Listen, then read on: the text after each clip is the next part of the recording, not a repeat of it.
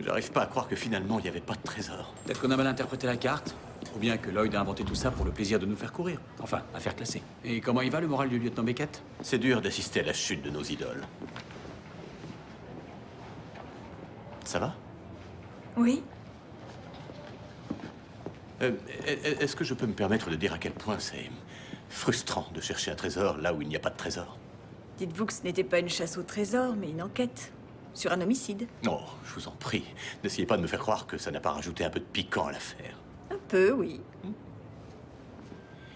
Il y a une chose qui me tracasse. S'il n'y avait pas de trésor, alors pourquoi prendre la peine de faire une carte? Ce cimetière est immense. Peut-être qu'on s'est trompé de tombe. Cette carte nous mettait peut-être involontairement sur une fausse piste. Et si c'était moi? Si je n'avais pas vu un détail, une sorte de dernière étape? Une autre carte, éventuellement? Non, à sa place, je n'aurais pas éparpillé cette information. Je l'aurais encore mieux cachée à un endroit connu de moi seul.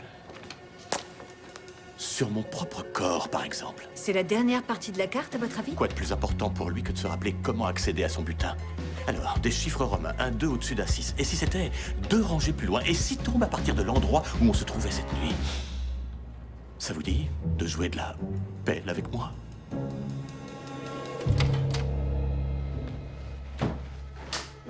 C'est différent. Bah alors, tu l'as trouvé? On l'a trouvé! Ouais! Ouais! L'ennui, c'est que quand tu trouves un trésor avec un flic, il t'oblige à le rendre à son propriétaire. Mais j'ai quand même pas perdu ma soirée. Beckett m'a sauté dans les bras, elle était tout en sueur.